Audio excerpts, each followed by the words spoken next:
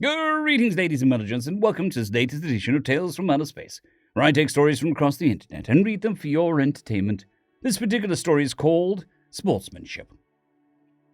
Written by zarikimbo. Welcome to the Galactic Smashball Champions Super Smackdown. The scores are claw-bitingly close, and it all comes down to the last play. Everyone's favorite underdogs have struggled and fought hard to be here.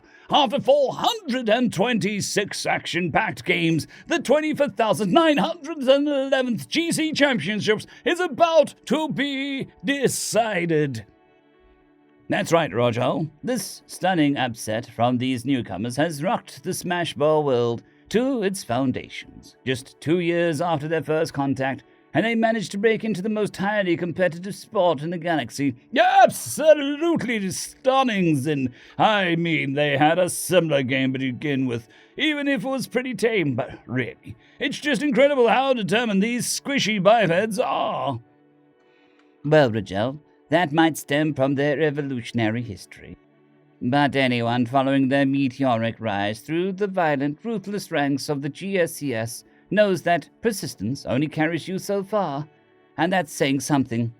Multiple injuries, some disfigurement, and even a death in their ranks have tested their resolve, and not for 1 second has it wavered. If anything, it's intensified. They nearly lost the semi-final match against the intimidating tank shells, but managed to pull through with some fancy footwork and more than a little daring. I nearly had a heart attack when the runner barely missed getting crushed underneath an interceptor. No kidding! I tell you, Zen, I've never felt so pumped to watch a Smashball game in all my years of covering over 100 championships. It brings me back to the time I saw my own home team make the finals after nearly a century of missing the cut. In fact, this might very well exceed that game. Looking at the fans in the Megadome, it's easy to see the anticipation is positively electric. You can tell all of them are just as excited as the humans. The humans are excited? How can you tell? They're just sitting there. Let's zoom in and take a good look at their faces. What good is that going to? Oh, gods above, I've never seen such raw passion in any Smashball team. It looks like they prepared to do anything to win, just the sort of thing every Smashball coach wants to see. They certainly are fearsome. They've been like that ever since one of their runners got trampled to death. What's the big deal with that? I mean, deaths are pretty rare, but they've got plenty of substitutes left. Humans are weird like that. Maybe the Orc fans might have some idea. Look at where they are. What are they all doing? And on the other side of the stadium, let's find out. Cordic Wesser is in the stands. Cordic, what can you tell us? Well, Zin, our Orc fans have voluntarily traded their premium seats near the human team pit with the people farthest away from them. They say that the miasma of fierce emotion surrounding the players was overwhelming their mental defenses and causing them to fall ill. The psychic vertigo is not enough to make them evacuate, however, despite still being able to feel it from almost 4 kilometers away. Thanks, Cardick. Wow, those are some hardcore fans. I don't blame them. Every human match has been incredibly brutal. In just this one game, 4 substitutions in the first half, 2 from each side, followed by another 5, 2 on the human side and 3 on the Parthex. The ferocious action since then has ramped up to the tension at unbelievable levels. Every player is nearing total exhaustion, but their game is barely faltered. The Parthex are just as determined as the humans, as they should be. Hailing from one of the smaller populated worlds in the Union, those tough quadrupeds have taken a beating from the more established teams they competed against in the qualifiers. They've had more training than the humans, but it'd still be a hard fight against their battle-hardened opponents. A daunting prospect, to say the least. But it doesn't look like they've affected by it. You've got to hand it to the Parthex. Maintaining their edge against such a juggernaut of a team like the humans takes real grit. If any team deserves to play against the humans, it's them. We'll see how good the edge is in a few seconds. The players are making their way back to the field as the last timeout used by the humans expires. Both teams now have no more timeouts, and with only seconds left on the clock, there is no time for another play. The Parthex are in the lead by 2 points, but one smashdown could still carry the humans to victory. Can you believe their version was touchdown? Adorable. Well, they're not looking so adorable now. Those guys are out for blood. They've come so far. I can practically feel their battle lust from here. Truly an inspiring transformation. They were nowhere near as ruthless when they started. I'm so proud of them. It seems like it was only yesterday they played their first game. They're certainly not so naive anymore. The humans are going to put everything they have into this last play, and it looks like the Parthics know it. The lineup of both teams is clearly geared towards an all-or-nothing strategy, or, as the humans would call it, a Hail Mary plan. We're about to see the riskiest, most desperate play yet. My spines are quivering with excitement. It looks like they're ready to begin. The lines are set. And there's the clash. Whoa! Did you see that? The Parthics have broken through the human bulwark in an instant. An impressive play. But can they make it past the inner wall? It looks like they might. Oh, no. The humans have managed to intercept and charging up the field. But the Parthics are already massing all of their reserve players to completely block them off. They're not going to make... And they pass to a shield man on the other side of the field. Unbelievable! No wonder the Parthics broke through so easily. They fell for the trap and left their flank completely exposed. The humans have bet everything on brute force taking care of any opposition. Will they succeed? They just might. They're nearly there to the goal line. All the stands between the shieldman and his escort from total victory are 4 runners who have somehow managed to make it past the human interceptors in a desperate attempt to stop them. Can they do it? No. The human interceptor escort managed to block 3 of the runners. Oh, my gods. The shield man fumbles the ball just meters away from the goal line, costing the humans their victory. That's it. The Parthics have won the championship, and the crowd goes wild. What a game. They'll be talking about that fumble for centuries. I have no idea what made him drop the ball and stumble over the other falling players, but hopefully the replay will tell us more. There's the escort with the magnificent save against the 4-1 odds. Those are some powerful legs, leaving only 1 runner that really stood no chance of stopping the human shieldman bearing down on him. The shieldman glances to the noble sacrifice of his teammate and... What? Did I see that right? Zed, do you see that too? I think I did, Rajal. It makes no sense to me either. But why? Why would he intentionally abandon the game-winning goal to catch the falling players? How will humanity ever forgive him for this travesty? I guess you'll just have to wait until they disentangle themselves. That's a lot of limbs too. The shieldman is calling for a medic. Emergency medics, 1 or more players are on the brink of death. This is turning out to be a game for the ages, folks. I'm not surprised. There's a huge potential for serious injuries in this situation. That's one of the nastiest pile-ups I've ever seen. Right you are, Rajal. And it looks like the human escort knew the danger he would be in before he made the decision to tackle them. The look on his face in the replay makes that pretty clear to me. It takes some serious guts to risk impalement and shards of broken chitin.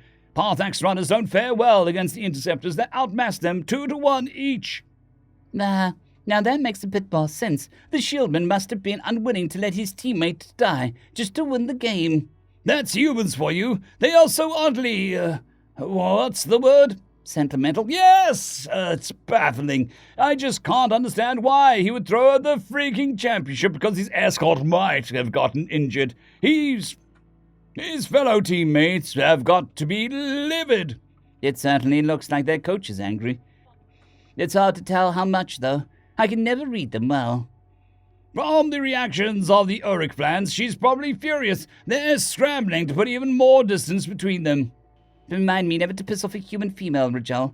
If just one of them is angry enough to force that many sophons away, I don't want to see what she's capable of. Well, don't look away just yet. The medics have arrived along with several other human players.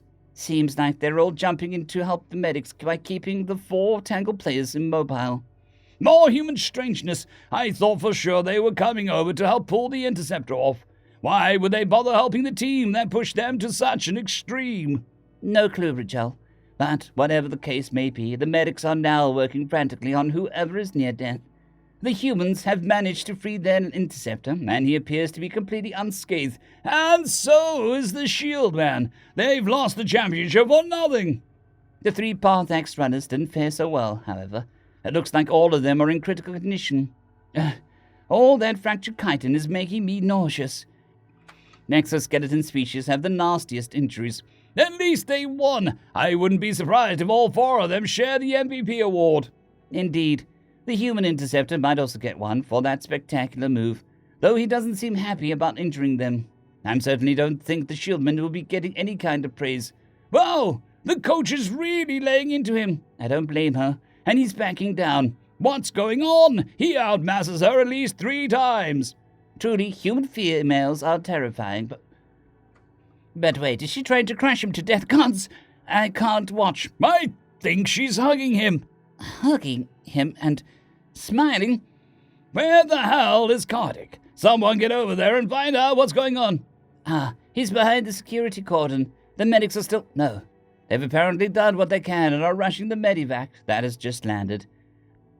I doubt those guys will ever play again. They'll probably be kicked off the team if they can't hack rehab.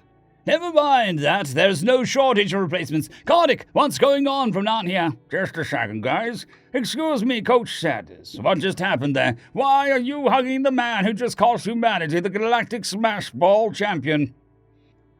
What the fuck is wrong with you people? Excuse me?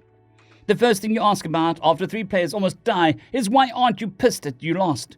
Theodore just saved their lives. If he hadn't seen the mortal danger those brave, lucky bastards were in and intervened, they would have been nothing more than a smear on the field. It's called sportsmanship. You heartless arsehole. I'm incredibly proud of Theodore for doing what he did because it was far more satisfying than winning even if no one had to die. You say we lost. I say it's a victory because everyone in the Union just saw how true athletes should behave. This is the most blatant example of the things my boys have done to get you. Go back over to your qualifying matches and count how many times they did things like move a little more further than they had to in order to avoid causing injury to other players, helped members of the other teams up when they fell down, or congratulated their opposites on a bulwark for good effort. Then count how many times the players of the receiving end of those small acts of sportsmanship have shocked expressions. I don't recall how many there were. Was it a lot? Damn near all of them. How fucked up is that they're surprised by common decency? Common decency? You think your opponents deserve such treatment? The GS Championship has no place for such weakness. Wrong. The Parthax fought and suffered even more than us, thanks to the GSL's favoritism and indifference. Why isn't anyone praising their bravery and accomplishments? They deserve the respect they're due. But, and that's not the worst of it. The league just glosses over the incredibly high rate of permanent injuries like it's nothing. But that doesn't mean we will. That's to be expected in Smash Ball. I don't give a crap. I'm fucking appalled by your attitude towards extreme violence and the complete lack of empathy and respect towards players. We used to think football was too violent. But holy crap. The only reason we stayed to the end was to honor the man who died to get us here. He was like a brother to everyone on this entire team. Does this mean the mighty Spartans will not play in the next championships? Holy, she just punched him right into the stands. My gods, the strength it takes to send him flying 4 meters and at least 3 meters high. Just another reason to avoid human females. Rachel, she nearly punched his head off. And it looks like she's not satisfied with that. Wow, those human players are seriously brave trying to restrain her. She's absolutely terrifying. I think I just soiled myself. I think a lot of people did, Zen. It's no wonder the humans managed to make it this far. They are a truly awesome force of nature. If they return for the 25,912th games, I have no doubt they will crush the opposition. Me neither, Zen. But for today, it is Parthax who came out on top. Well, sort of. The human coach seems to be calming down and heading back to their, Hang on. What are they doing? They appear to be, congratulating the Parthax, and the Interceptor is apologizing. Humans are so weird. Well, whatever. They're certainly entertaining. Hopefully we'll see more of them in the future. From far away. Very far away. Until next time, I am Rajel Tull. And I am Zinshallah. Keep smashing. End of story. I would just like to thank the T5 supporters: Bushmaster117, Casper Arnholtz, Drexzoon WRE, Elijah Silvercross, Gray, John Carrington, and Severin Cerberus. Thank you very much.